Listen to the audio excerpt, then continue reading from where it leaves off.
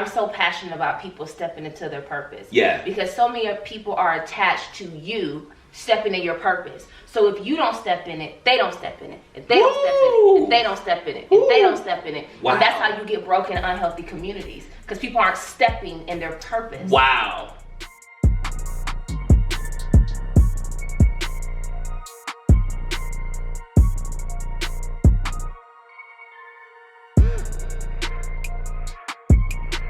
What's up, everybody? It is the serial motivator himself, Wayne McKnight Jr., and welcome to yet another episode of BlockBuilding. I hope you guys are ready because you guys are in for a treat this time. Man, we are going to be talking about sibling friendship. This is my sister. And we're also going to be talking about building through adversity. So please guys, buckle in. This is gonna be a good one. So my sister, Davina McKnight, she has a story to tell. I hope eventually she gets to the point where she wants to write a book about her story, because I know that it will be inspiring to everyone that reads it. So I'm gonna stop talking here for a second. I'm just gonna get this thing going because I'm excited about it. So Davina, what's up? What's up? How you doing? I'm great. Good. I love all of that. Yeah, hey, we doing it. We working over here. Yeah. Mm-hmm. Yeah, I felt that. Yeah, this is a studio. We got lights and I know, it's all that stuff. So professional. Fancy. Yeah.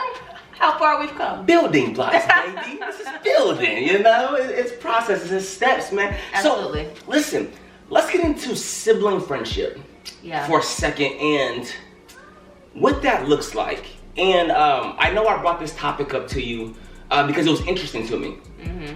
As I was just kind of thinking about how we have evolved as individuals, mm-hmm. where we started and where we are now, I'm like, man, I wonder if this is the norm, right? Because I don't know the inner workings of other people's families, mm-hmm. but I know the thing that you and I have mm-hmm. is special because the work that we do is very similar. Mm-hmm.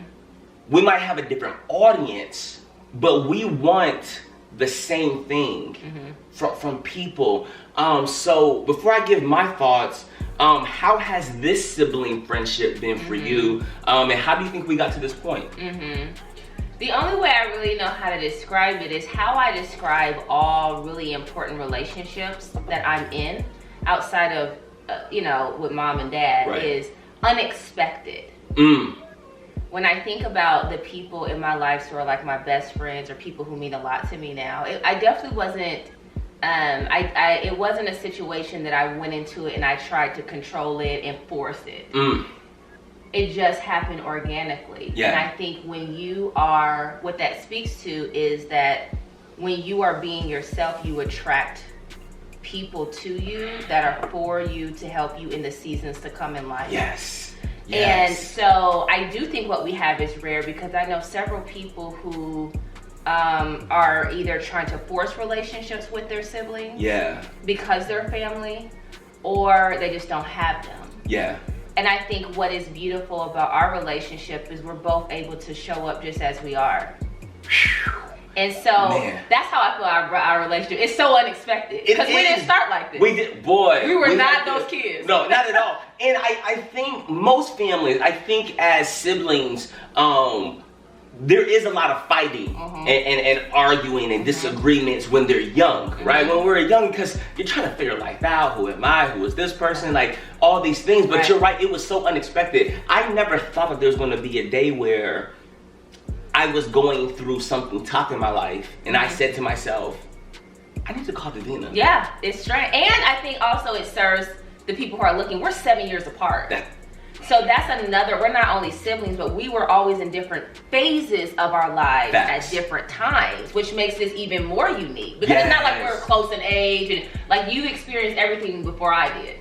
Yes. You know what I mean? So I think it also is important to know the full situation. That's what makes it even more rare. Yes. But you've experienced so many things that has forced you to be beyond your age. So as I'm talking to you, it is almost as if I'm talking to a peer. It is almost as if, like, when I say this in this context, I know Davina will get it. although there's a gap, she'll get it because her experiences have propelled her into a completely different mindset. That's so interesting. Yeah, man. Yes, absolutely. Yeah. And I believe you bring a different view to it, right? Because you won't hesitate to say, this is good, this is not good. Like, this is definitely a support system. Oh yeah. Like, this is true, genuine. We want to see each other win. Yeah, no, it's legit. Truly. Yeah. And your win, I almost feel like it's my win. Yeah. And my win is your win as well. Right. And in one of the other episodes, we were talking about friendship. And I was talking about how I was able to position myself or surround certain people around me that now there's no envy. Because all we need is for one person to win. Because if that one person wins, once they pop, we all go. We all win. We all win. Yeah. Because we all played a role in whatever this next level thing looks like. Yeah. So that is huge. And you have been able to be even keeled and have a perspective, a positive perspective when you were going through hell in your life. You know what I mean? So, and you can be as vulnerable, as transparent as you want to, but kind of just share with the community kind of some of the things that have challenged you, some of the things that have forced you to grow, some of the things that have formed or shaped the perspective of life that you have right now. Yeah. I mean, I would definitely say as an adult, when I reflect on some of the most pivotal moments, they've been the hardest moments. Like, I can remember as a child, moving was hard for me. Right? Like, we moved a lot growing up, and all decisions with us in mind and for us, why we moved, but still transitioning through that. So I think what happened for me is at a very early age, I recognized my ability to grow. Wow. Like, I didn't know it was like growth. I was too young. I didn't have the vocabulary, but I did recognize early that I had the ability to adjust to, because we had to learn very quickly how to pick up, start over, and still engage and still do well and still. Wow. So I learned early. I didn't know what to call it, but I learned that I was in control of that. Wow. And I think that's why I talk about so much, and I literally it just dawned on me as you were talking, that's where it stemmed from. I talk about all the time the ability to adjust. I never realized that the reason why having the ability to adjust was so important is because that's what we had to do our entire childhood. Because to your point, like, we would go, build friendships, all these things, and then we had to pick up and move. Do that all over again. So we've had to develop a certain ability to pivot emotionally.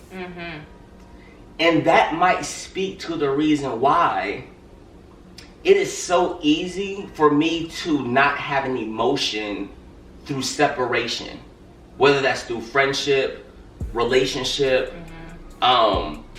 When it comes to separating from people, I have built a defense mechanism to protect myself from feeling any form of pain. And it wasn't until you said what you just said that is not, wow, I never thought about that. Our capacity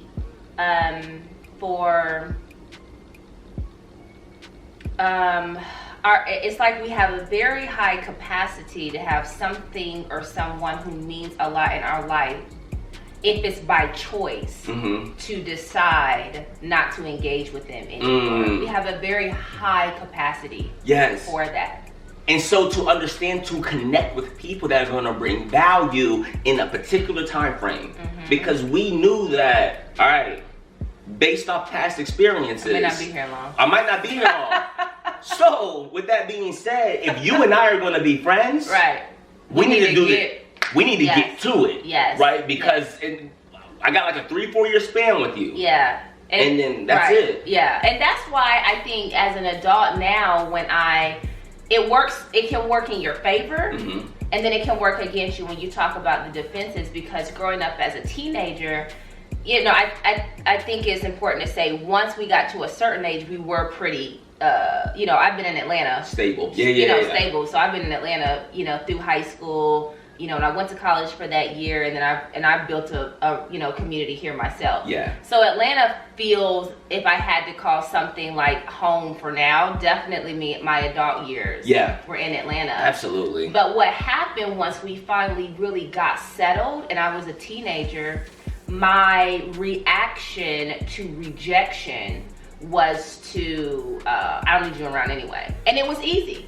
Like I genuinely had the ability to not have issues with somebody, but also not be friends with you no more. Right. Like, and the core of it really does come from, like you talked about, protecting yourselves. And so there are a lot of people who meant a lot to me that I didn't have the ability, the cognitive ability yet to talk through what the issue was. Yeah. And so I relied on that muscle memory of separate. Yes. And be okay with it. And not lose sleep over it, and just keep it moving. Keep moving. Man, that is huge. And I tell you that was a bomb right there. I never correlated my obsession of how important it is to adjust, and I never connected that back to our childhood as growing up. At what point did you realize that you wanted your life work to be helping other people with their life work? Honestly, as a child. I'm telling you, God has been so good in terms of giving me the ability early to listen to my intuition. That's huge. Early, I listened to my intuition, and I almost lost it as I was getting older because people make it seem like you're tripping. Or people, because of your age, tell you can't or shouldn't do stuff. Yeah. But the truth is, as a child, you got a brain. Right. Like, you see the world around you. What you mean, bro? That I'm because I'm too young. Don't do that. Right. Don't do that. And so I almost lost it, but it definitely came back to me, and I'm so grateful for that. I remember at 9 years old, riding around in the car and envisioning a building.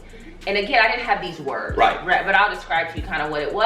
That I saw people coming in and out, right? Okay. I saw and felt this sense of hope for people. I saw people not only like looking like they were in community, getting better, if you will, but I also saw a physical aspect. So I saw people kind of like with their bodies, walking, things like maybe doing like this. Like the vision seemed like it was a emotional wellness, but a physical wellness. And I was in it. And Our Way Out came to my head, and I was like, oh, it'd be really cool to have a place that people can come get help. And I call it Our Way Out. I was 9 years old.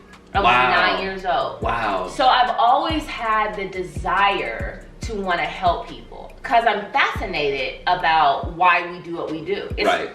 That's interesting to me. Right. Like how some people end up here and other people end up here. Right. I want to know how that happens. Right. You know, because we're all humans. Right. What you mean? Yeah. So it's psychology, it's sociology, it's so many different sciences. But I've always been emotional. Yeah. I've always been curious about it, and just as I've gotten older.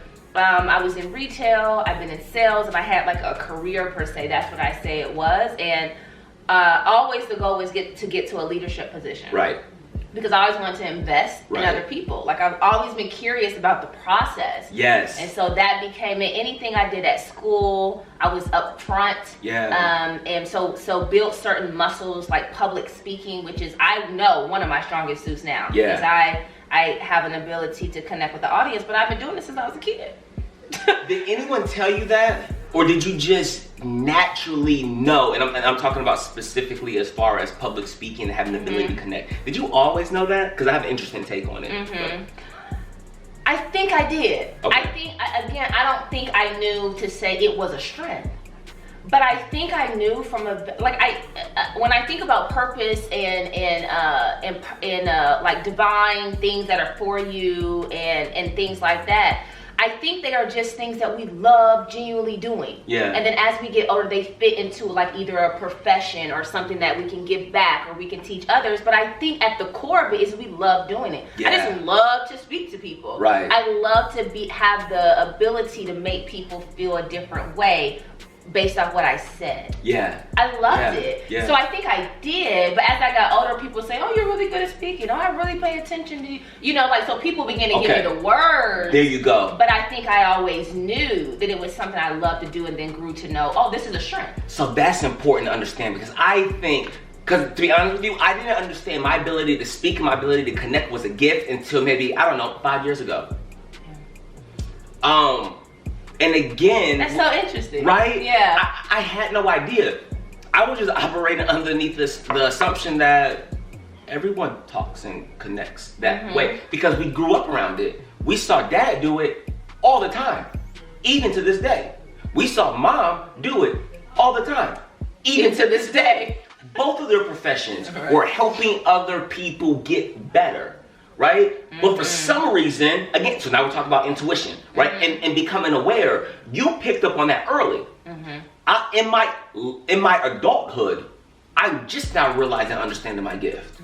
Just now. And it took for me to hear other people say it, become aware of it, make sure I was aligned spiritually, match all that together, and then say, oh, yeah, this is a gift. Yeah. Right? Yeah. And then understanding how to leverage that and move forward. So guys, a big lesson here that I want to just really pinpoint for a second is become aware of what people are saying to you.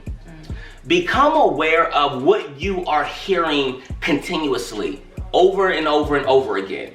Don't just dismiss that because we are all vessels being used for a larger plan.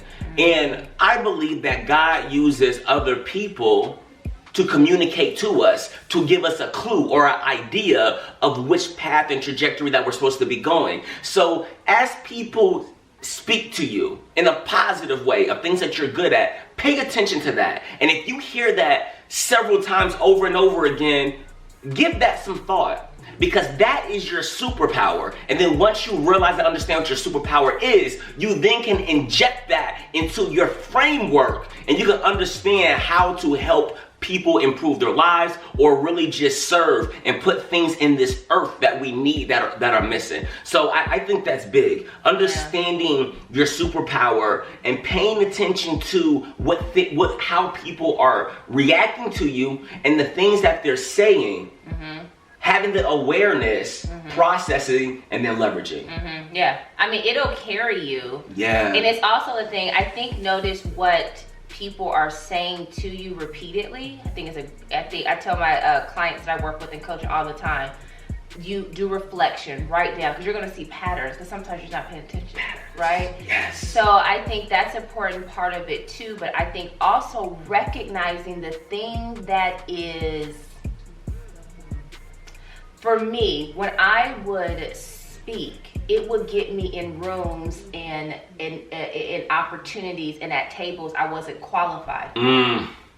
So it was almost like a supernatural, or spiritual, because I'm spiritual. Yeah. A spiritual thing that was happening, that when I do this, it leads to something I can't articulate, I'm not qualified for, I know nothing about. I can't tell you how many times I've met certain people and got jobs I wasn't qualified for simply because I use my gift of speaking in their space, and they saw something in it that says, she may not have this, but this is so big. And this is so good. And it's going to carry her over.